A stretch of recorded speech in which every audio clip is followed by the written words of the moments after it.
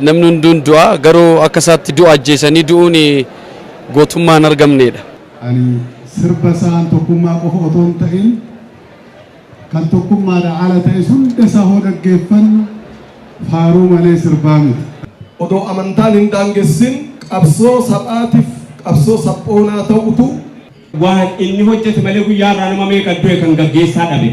Weellistoonni Oromoo qanqee dukkana keessaatiin isaan dukkana gabrummaatti jaba baasanii guca bilisummaa ta'aniidhaan yaadota aarsaa weellistoonni Oromoo kafalan hordofee kennamuudhaan weellistoonni Oromoo jireenya qofaan osoo hin taane du'aanuu diina mootummoota Itiyoophiyaatiin mootummoota Itiyoophiyaatiif summiin weellistoota Oromootiin weellistoota Oromummaa fi eenyummaa Oromoo jiraachisan yaaddoo mootummaa Itiyoophiyaatiin mootummaan Itiyoophiyaa waa'ee boqachuun hoogoobanaa irratti waa jechuu dhabuu hordofee yaadota kennamanidha.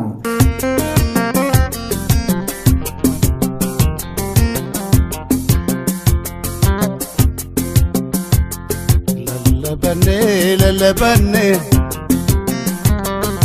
qabsaa'onni iyyan lalabanne nu qabsaa'onni iyyanne nutirmada nu jabeeyta nutirmada nu jabeeyta isoo yaroon hin dabarre. Hayyuun siyaasaa Jawaar Muhammad artist Nuhoo Goobanaa dhaloota sadii qaree qabsootti bobbaasee yommuu jedhu Dr. Awwal Aloo ammoo sirboonni artist Nuhoo Goobanaa akka aastaa qabsoo Oromoon haqaa fi walqixxummaaf godhuutti oolanii jiru jedhe. Artist Galaanaa Gaaromsaa Nuhoo Goobanaa yeroo namni hin dammaqin Oromiyaa dammaqsee Oromummaa mi'eessee nuti dhaloota isaati jechuun Nuhoo yoo faarsu artist Yoosan Geetahuun ammoo namni hunduu ni du'a garuu akka Nuhootti du'a ajjeesanii du'uun gootummaa hin argamnedha jechuun gootummaa isaa dinqisiifate. Namni hunduu du'a garuu akka isaatti du'a ajjeesanii du'uun gootummaa hin argamnedha.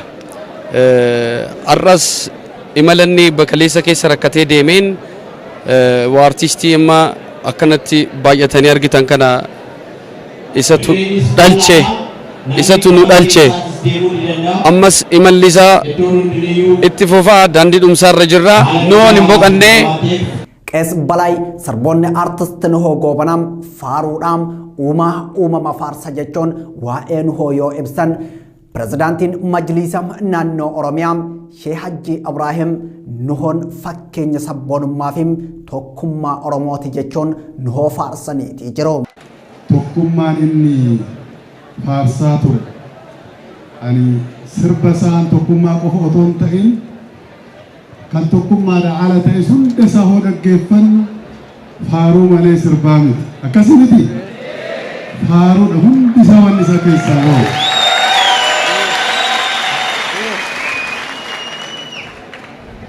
Faarun isaa uumama faarsa.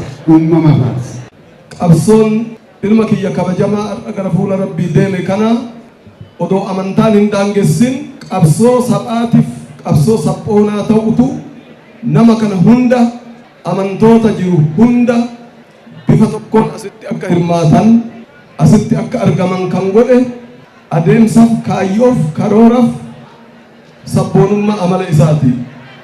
Sadarkaa kana kan gahuu danda'e jechuudha. Nuhoon hinduun ni jiram Oromoo keessaan jiram ani ummanni Oromoo tokkummaa yoo qabaateen gammadam ani isin arginaan jabaadheen ijoolleen koo isin malee homaa hin qabdum yaadota haati manaa Nuhoo Goobanaa adde Malikaa Aliim sirna geggeessaa abbaa mana ishee irratti dubbatteedha. Jirtu Nuhoon hinduun Oromoon hin duune. Oromoo meeqaa jira? Oromoo meeqaa jira? Noon hin duune ani du'e jedhu. Ni jira. Ni jira. Oromoo. Noon ni jiraami? Takkumaami? Ummata Oromoo takkumaami? Ani nin gammadaami isiniin? Na gammachiisanii takkumaa. Namni waan gaarii hojjeteem duddubbee isaatti waan gaariitu hafaam namni waan gaarii hin qabneem awwaalcha malee hafaan ammoo dhaamsa Ustaaz Raayyaa Abbaa Maccaatiin. Waan inni hojjete malee guyyaa irraa nama meeqa du'e kan gaggeessaa dhabe. Guyyaa irraa kuma beekamu jidduu arrumaa guyyuma irraatu nama meeqa du'a. Namni wama gaarii hojjete yeroo dabarfate gaariin duddubbee isaa hafaa. Yoommoo waa gaarii hojjeten dabarfanni akkuma inni kaan awwaalcha dhabee kun bakkee kanaa jirutti. Leegaasii Nuhoo Goobanaa galmaan gennam haqa Haacaaluu Hundeessaa barbaannam haqa uummata Oromoo ajjeefamaa jiru barbaannam sirni naafxanyaa fi leelliftoonni isaa diina kennam hidhamtoonni siyaasaa manneen hidhaa federaalaa hamma aanaa jiran haa hiikamaniin sagalee mormii sirna awwaalcha artist Nuhoo Goobanaa irratti bulchiinsa Itoophiyaa bulchaa jiru Abiyyi Ahmad mudateedha. Waadaa kee galmaan geenna qabsoo kee itti fufna yoo ati jirta jiraattee ummata keetis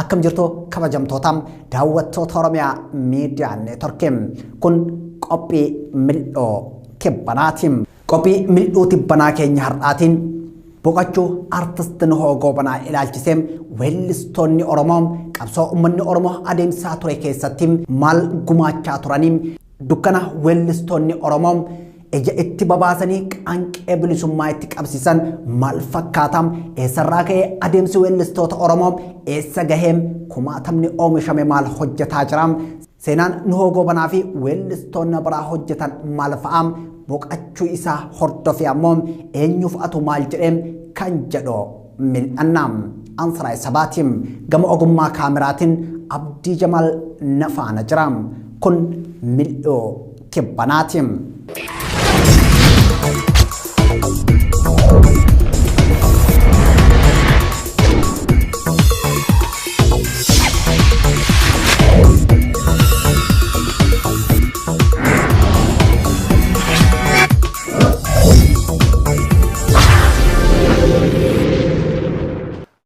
Weellistoonni Oromoo dukkana gabrummaa Oromoo fi Oromiyaatti buutee bariisisuuf dukkana keessa dhaabbataniin ifa uummata Oromootiif ta'aniiti jiru.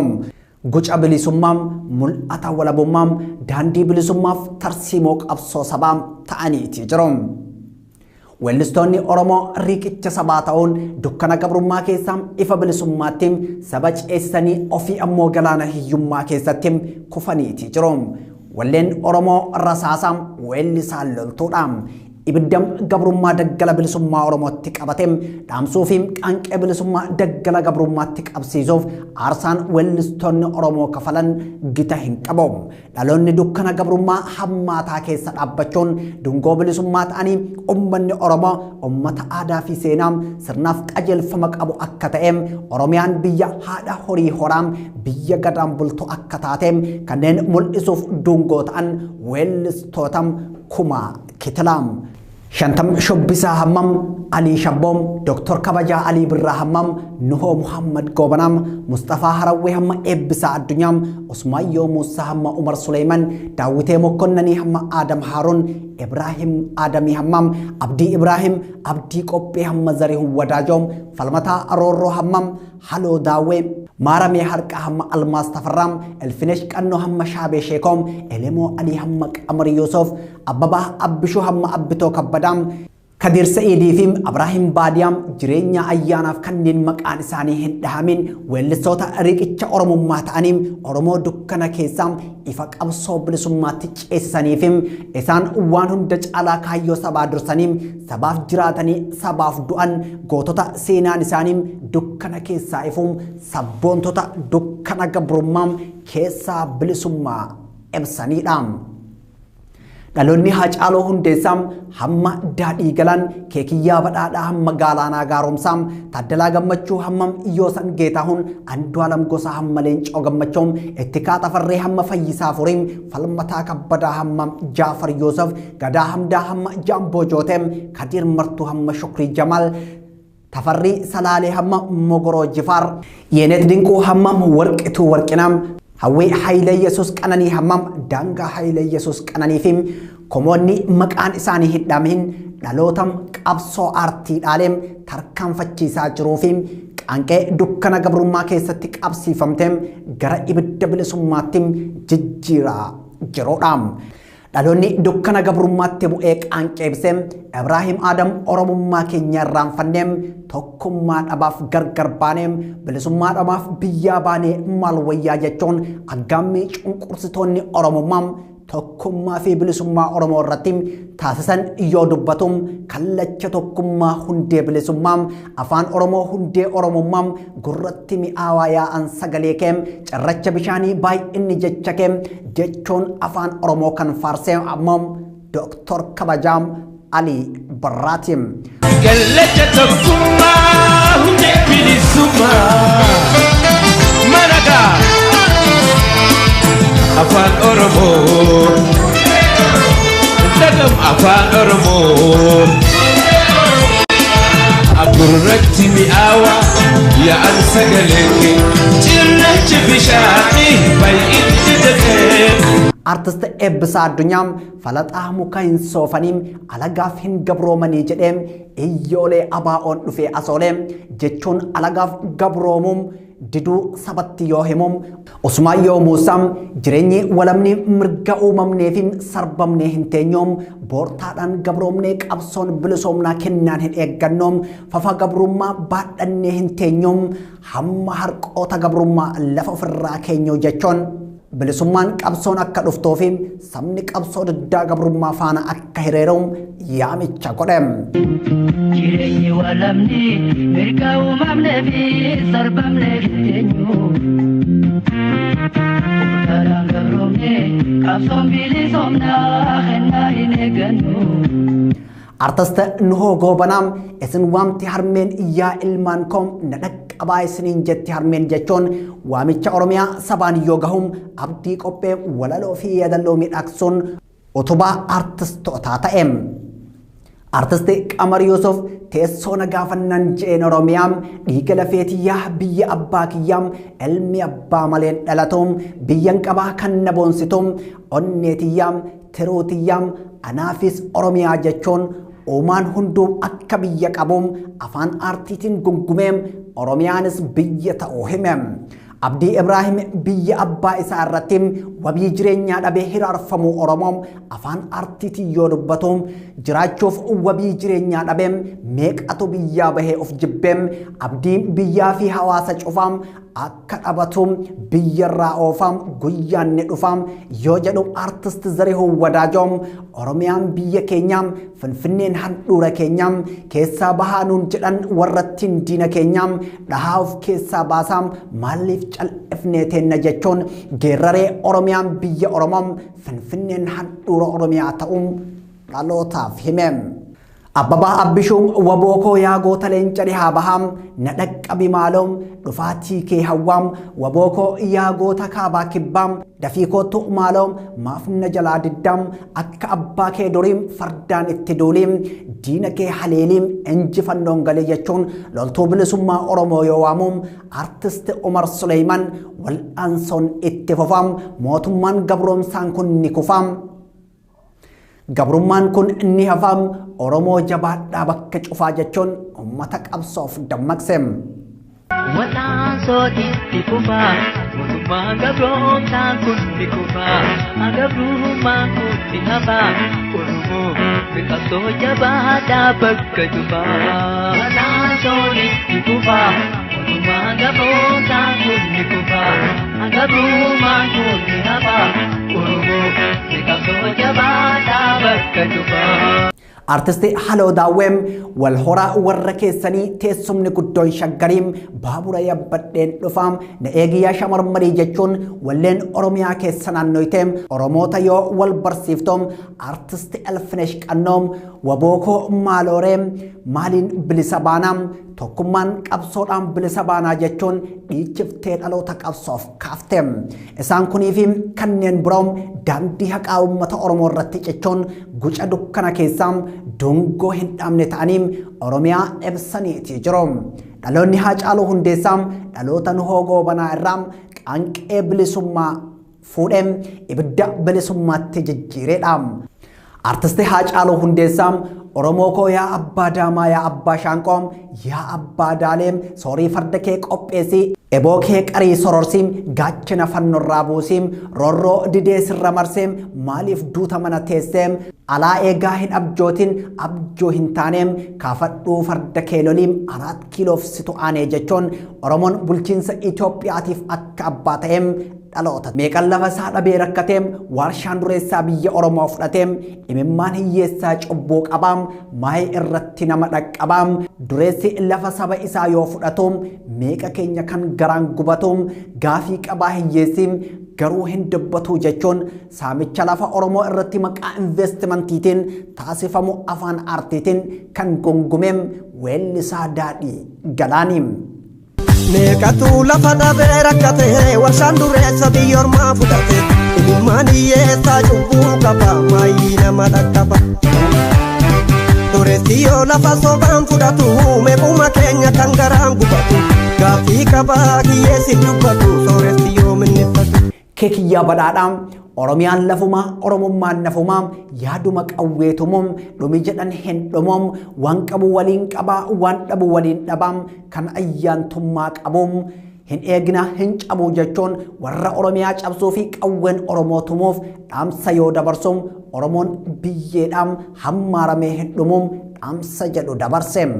Dubbiin kun icciitumaa odaan guyyaan daraaroom ormi gateettii sobaam gadaameel baahinyaaroom lilmee roorroon sarbinee raabaaf doorii dhaqabuum taankii fi jeettiidhaan dhuftus dhaloonni qubee kuniim sodaa qawwee hin qabuum ajjeeseetu dibataam du'ugumaa isaan dhabuum jechuun geerareem dhaloonni qawwee akka hin sodaanneem kan onnachiise artisti Galaanaa Gaaromsaatiim. Weellistoonni biroo kan maqaan isaanii hin waamamin gumaacha qabsoo Oromoo kan seenaan isaan faarsu hojjetanii jiruum hojjetaas jiruum dhaloonni Nuhoo Goobanaam dukkana gabrummaa guddatti ija babaasaniim qaanqee bilisummaa yoo qabsiisan dhaloonni Haacaaluu Hundeessaa fi Daadhii Galaan yeroo diinonni Oromoo dantaa dhuunfaatiin nama bitanittim daandii dhugaa Oromummaa irratti cichoon aarsaa lubbuu qaalii kafalaati jiruum. Qaanqee weellistoonni Oromoo qabsiisan dhaamsoof sirni dargii Mustafaa Harawweefiim kanneen biroo yoo ajjeesoom sirni Addawaawiim eebbisaa addunyaa Usmaayyoo Muusaaf hangafeem kanneen biroo hedduu fixeetii jiraam. Sirni Biltsiginnaa immoo Haacaaluu Hundeessaaf Daadhii Galaan ajjeesuun ibidda warraaqsaa artistoonni Oromoo facaasan dhaamsoof iyyaalaati jiraam. Weellistoota ganamaa sabboontummaan Oromoo biqilchaniim guca qabsoo bilisummaa Oromoo ta'an keessaam artisti Nuhoo Muhammad Goobanaam amajjii 18 bara 2022 ummataa fi biyya qabsaa'aa fi ture irraam adda bahuu hordofee torbeen tun torbee Nuhoo Goobanaafiim taateewwan jajjaba keessummeessiteem taatiitii jirteem. Weellisaan guddaan Oromoom kan bara cunqursaa sirna feewdaalizimii Haayile Sillaaseen durfamu keessattiin qaanqee sabboonummaa qabsiiseem sirna dargii kan koloneel Mangistuu Hayilamaariyaamiin durfamu keessaa immoo qaanqee qabsiise san facaaseem sirna Addawaawii kan Abuutiin durfamu keessaa weellistoota akka isaa 60 oomishuun gaaddisa tokkummaatti saba Oromoo waameem artisti Nuhoo Muhammad Goobanaatiim. Artisti Nuhoo Muhammad Goobanaam wallee isaa jalqabaam qeerroo mataa tuutaa hin jarjartuu suuta hammaam galaana jiruutti Finfinnee hamma gullallee lafa seenaatti lallabannee hammam isin waamte harmeetti dhufaan jiraa hammam haadha kootti alaabaa Oromiyaa hammam ho'a garaa kiyyaatti 911 natti yaamini hammam faaxeen maqaa keetitti haa jiraatu namuu hammam 2020 Open College team tokkummaa hamma geerrarsaatti alalaasuun Oromummaa faayem Oromoo sabboonummaa miidhagseem siidaa onnee sabaa keessatti ijaarrate. Gootota Oromoo irraa dhalatanii umrii isaanii guutuu Oromiyaaf jiraatan keessaa hambaan qabsaa'ota abbaan wallee diddaa gabroomaa qartuun dhaloota har'aa fi abbaan weellistoota kumaatamaa artistiin hoo Muhammad Goobanaa isa tokko. Sirboonni artistiin hoo Goobanaa tokkummaa Oromoo leellisuun birmannaa gaafatuun Oromiyaa faarsuun eenyummaa cimsuun qabsoo finiinsuun xurree qabsoo fi qabsaa'otaa akeekuun gidiraa sabaa gungumuun bilisummaa Oromiyaa leellisuun. Nuhoo Goobanaa uummata Oromootiif qabsaa'aadha. Mallattoo tokkummaatiin abbaa weellistootaa kumaatamaatiin miidhagina aartii Oromootii fi qartoo sabboonummaa dhaloota Oromootiin. Gootichi uummata isaa keessaa dhalatee uummata isaatiif jiraate artistiin Nuhoo Goobanaa kaayyoo qabsaa'eef galma xumuraa osoo hin geessin boqatus dukkanni kaleessa inni ija itti babaasee qaanqee qabsoo qabsiisee har'a hin jirtu. Dhaloonni akka isaa miiliyoonotaan Oromiyaaf hiriireetii jira. Sirna awwaalcha isaa irratti kumaatamaan argamee Nuhoo faarsee leegaasii isaa fuulduratti tarkaanfachiisuuf waadaa kan haaromse sabni Oromoo kallattii hundaan Nuhoo geggeesseetii jira. Boqachuu artistii Nuhoo Goobanaa hordofee namoota siyaasaa bebbeekamoo dippiloomaatota artistoota gaazexeessitoota abbootii amantii fi hayyoonni Oromoo akkasumas uummanni Oromoo bal'aan gadda itti dhagahame kallattii garaagaraatiin ibsaatii jiru. Dhaloota leegaasii Nuhoo Goobanaa tarkaanfachiisaa jiran keessaa tokko kan ta'ee fi hayyuu siyaasaa Itoophiyaa kan ta'e Jawaar Muhammad imalli bara jireenyaa artistii Nuhoo Goobanaa imala qabsoo fi qabsaa'otaatiin roorroo alagaaf harka hin kennu jedhee qabsootti seenee rakkoon biyyoota baqaa Jibuutii, Somaaliyaa, Keeniyaa, Saudi Arabiyaa osoo harka hin kennisiisin sadoo fi qananiin Awurooppaa, Ameerikaa fi Kaanaadaa osoo sabaa biyya isaa hin irraanfachiisin hamma dhuma jireenya isaatiin qabsootti cichee daandii ganama qabate irraa osoo hin maqin qabsaa'ota Oromoo hangafoota akka isaa isa dura darbanitti makamuuf gara fuula Rabbii deeme jechuun waa'ee artistii Nuhoo Goobanaa barreesse. Nuhoon sagalee isaa kilooleessaniin Oromiyaa faarsee tokkummaa gorsee Oromoo onnachiisee yoo xiqqaatee dhaloota sadii qaree qabsootti bobbaase jechuunis itti dabalee barreesse. Dhaloota sadii qaree qabsootti bobbaase jechuun Jawaar Muhammad artistii Nuhoo Goobanaa bulchiinsa Haile Sillaasee, bulchiinsa Koloneel Mangistuu Haile Maariyaam, bulchiinsa Wayyaanee keessaa dhaloota sabboonummaa fi Oromummaan qaree waraana qabsoo Oromoo taasise jechuu isaatiin. Inni fakkii muuziqaa Oromootiin gorsaa fi dhaamsa isaa fudhachuun jabaannee hojjechuu qabnaan dhaamsa hayyuu falaasamaa fi geggeessummaa Dr. Hussein Kadir yommuu ta'u Nuhoon qabsoo uummanni Itoophiyaa gochaa ture keessatti humna jabaa ture.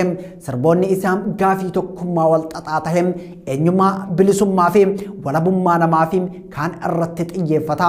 Yeedaloo fi walaloon muuxannoo dhuunfaa fi uummata Oromoo keessa jiruun ittiin ibsuun walii galaan akka namoota hunda biratti jaalatamu taasisee jira. Kanneen biroo ammoo akka asxaa qabsoo Oromoo haqaa fi walqixxummaaf godhutti oolanii jiru. Sirboonni Nuhoo hubannoo siyaasaa fi ilaalcha ofiif qabnu akka haaromsinu nu gargaaree jiran yaada hayyuu seeraa fi xiinxallaa siyaasaa gaanfa Afrikaa Dr. Awwal Alootiin. Nuhoo Goobanaa gooticha isin waamti harmeen jedhee dhaloota hawwachuudhaan ganamtee sabboontummaa Oromoo jabeessee utubee gumaacha ofii qalama balaqqisuun barreessee darbeen ammoo yaada Dr. Itti Aanaa Habteetiin. Du'a Nuhoo Goobanaatiin Itoophiyaaf addunyaan nama guddaa tokko dhabdee yaada Itoophiyaatti ambaasaaddara Ameerikaa kan turan Tiiboor Naageetiin. Nuhoo Muhammad Goobanaa fakkeenya Oromummaatiin inni waa'ee tokkummaa Oromoo sirbu qofa osoo hin taane ittiin jiraatee jira.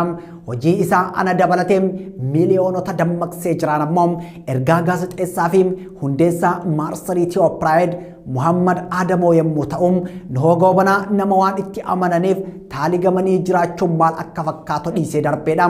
Nuhoon dhaloota ijoo qabsoo diddaa Oromoo jaalalaaf tokkummaatiin kan jette ammoo hundeessituu Marsariitii Addis Istaandaardiin Tsadaalee Lammaatiin. Artisti Galaanaa Gaaromsaam Nuhoo Goobanaam yeroo namni hin dammaqin Oromiyaa dammaqseem Oromummaa mi'eesseem nuti dhaloota isaati yoo jedhum artisti Yoosan Geetahuun ammoo namni hunduu nu du'aam garuu akka Nuhootti du'a ajjeesanii du'uun gootummaa hin argamneedha jechuun faarse. Namni hunduu du'a garuu akka isaatti du'a ajjeesanii du'uun gootummaa hin argamneedha. Arras imalanni bakaleessa keessa rakkatee deemeen waa artistii amma akkanatti baay'atanii argitan kana isatu nu dhalche ammas imalli isaa itti fufaa daandii dhumsaarra jirra nuun hin boqannee nu jajjabeessee ummata isaa wajjin jiraatee egaa umrii rabbi namaa kennite jiraataniituma deemu inni nafuu akka isaatti duuti keenya bareeduu jenna saba keenyaaf jiraanne. Qees Balaay sirboonni artisti Nuhoo Goobanaam faaruudhaan uumama faarsa jechuun waa'ee Nuhoo yoo ibsan pirezidaantiin majlisa naannoo Oromiyaa Sheekh Hajji Ibraahim ammoo Nuhoon fakkeenya sabboonummaa fi tokkummaa Oromooti jechuun Nuhoo faarsanii jiru. Tokkummaan inni faarsaa ture ani sirba isaan tokkummaa qofa otoo hin ta'in kan tokkummaadhaan ala ta'e hunda isaa hoo dhaggeeffannu faaruu malee sirbaa miti. Faaruun isaa uumama faarsa. Qabsoon ilma kiyya kabajamaa gara fuula Rabbii deeme kana odoo amantaan hin daangessin qabsoo saphaatiif qabsoo saphoonaa ta'utu nama kana hunda amantoota jiru hunda bifa tokkoon asitti akka hirmaatan asitti akka argaman kan godhe adeemsaaf kaayyoof karooraaf sabboonummaa amala isaati sadarkaa kana kan gahuu danda'e jechuudha. Dhugaa dubbachuudhaaf jiruu durri fi sanuu durri garaa jedha Oromooni hunda dura tokkummaa kenna yoo ijaarre fi yoo keessa kenna wal hubanne amantaan nuun diigu amantaan nuun qoodu amantaan hin qoodamu. Namni waan gaarii hojjetem duddubbee isaatti waan gaarii hafaam namni waan gaarii hin qabneem awwaalcha malee hafaan yaada Ustaaz Raayyaa Abbaa Maccaatiin. Waan inni hojjete malee guyyaa irraa nama meeqa du'e kan gaggeessaa dhabe. Guyyaa irraa kuma beekamu jidduu arrumaa guyyuma irraatu nama meeqa du'a. Namni wama gaarii hojjete yeroo dabarfate gaariin duddubbee isaa hafaa. Yoommoo waa gaarii hojjete dabarfanne akkuma inni kaan awwaalcha dhabee kun bakkee kanaa jirutti wahiif awwaalcha dhufne waan inni qabuuf awwaalcha dhufne. Nuhoon hinduun ni jiraam Oromoo keessaan jiraam anim ummanni Oromoo tokkummaa yoo qabaate gammadaam ani isinin arginaan jabaadheem ijoolleen Nuhoo isin malee homaa hin qabdoon yaadota haati manaa Nuhoo Goobanaam Aadde Maalikaa Aliim dubbatteedhaam. Jirtu Nuhoon hinduune Oromoo meeqaa jira Nuhoon hinduune ani du'ee jedhu ni jira Oromoo Nuhoon ni jiraami takkummaami uummata Oromoo takkummaami ani nin gammadaami isiniin na gammachiisanii takkummaa Oromoo takkummaa waan bira waan inni isiniin jedhuun qabu baay'ee galatoomaa anaafis sabrii naaf hadhadhaa isin harkinaa nuti hin jabaadhe ani harkaa keessanii hin arra jabaadhe ani malkaan Nuhoon dhabe uummatni Oromootis Nuhoo dhabdanii. Haasaan haati manaa artist Nuhoo Goobanaam taasifteem nama hunda haasaa boochise tureem. Gaazexeessituun Masarat Dhaabaam kan osoo Nuhoon jiruun uummata Oromoo birmachiifteem mana jireenyaa Nuhoo bituun olmaa guddaa oolteem ijoolleen isaa ammas deeggarsa barbaaduun haati mana isaas deeggarsa barbaaduun Oromoon hundi to'achuu qaba jechuun dhaamteem. Ijoolleen isaa har'as deeggarsa barbaadu ijoollee xixiqqoo qabu haati warraasaa Malikaan immoo dubartii ajaa'ibaa hanga dhumaa waliin turtedha. Waan baay'ee dandeessee waan eenyuun dandeenye dandeessee aga dhumaatti waan waliin turtee fi dubartii kanas jajjabeessuun akka isaatti ilaaluun yeroo hunda iyyaafachuun ijoollee kanas bakkaan ga'uun baay'ee barbaachisaadha jedhee yaada. Waahilleen isaa jireenya baqaa fi warra dungoo bilisummaa jalqabaam qabsiisan keessaa artistiin Qamar Yuusufee fi Elemoo Alis akkas jechuun waa'ee Nuhoo Goobanaa dubbataniiti jiru. Amata dheeraa, amata hedduu, amata 35 ol qabsoo waliin goone. Yeroon ani isa beeku keessatti immoo takkaa firasaa warrasaa ilmansaa hin jenne. Guyyuu bilisummaa uummata Oromoo wajja nama mo'amee mataan qabamee jiraachuu danda'u miti. Yeroo dheeraa kana 77 gaanjoo akka faranjiitti isarraa jalqabnee walumaan jirra. Subuutiittis qabsooleen nuti goone gaafa mootummaan impaayera Itoophiyaa Oromoo dura dhaabbachuu turte sun kan footoo keenyaan nu barbaadan nuti immoo isaan dura dhaabbanne falmaa turre jechuudha. Isa kana gaara obboleessa kiyya dhabuun na gaddisiisa. Seenaansaa Nuhoon dheertuudha. Artist Nuhoo qofaa miti, artist Dr. Nuhoo Goobanaati. Artist Nuhoo Goobanaam nama du'e jedheem yaaduu mitiim ni boqate malee hin duuneem. Nuhoo Goobanaam nama hojii dhalootaaf darbu hojjetee darbeedhaan yaada artist Ittiqaa Tafarrii yoo ta'u humna ummata kanaa ta'eem gurra ummata kanaa ta'eem haqaan osoo gara tokko hin dabin nama jiraateedha jechuun waa'ee Nuhoo kan dubbate ammoo artist Andu'aalam Gosaatiim. Dhalootaaf darbuu danda'u nama hojjetee darbeedha. Nama baay'ee jaalannu, nama baay'ee kabajnuudha. Akeekni isaa kaleessafis, har'aafis, boruufis waan ta'uudha. Irra caalatti immoo akka nama kaayyoo tokko qabatee jiruutitti, akka nama hojii wal fakkaataa hojjetu tokkootitti artistiin Nuhoo Goobanaatirraa cichoomina cimaa kan irraa baratamuudha. Humna guddaa uummata kanaaf ta'ee, gurra uummata kanaa ta'ee, sagalee uummata kanaa ta'ee haqaan garamuu otoon dabiin garamuu otoon deemiin jiraate. Legaasii Nuhoo Goobanaa galmaan kennaam haqa Haacaaluu Hundeessaa barbaannaam haqa uummata Oromoo ajjeefamaa jiruu barbaannaam sirni nafxanyaaf leelliftoonni isaa diina Oromootiin hidhamtoonni siyaasaa manneen hidhaa federaalaa hammam aanaa jiran hiikamuu qabaniin sagalee mormii sirna awwaalchaa kana irratti bulchiinsa Itoophiyaa bulchaa jiru Abiyyi Ahmad Ali muudateedha.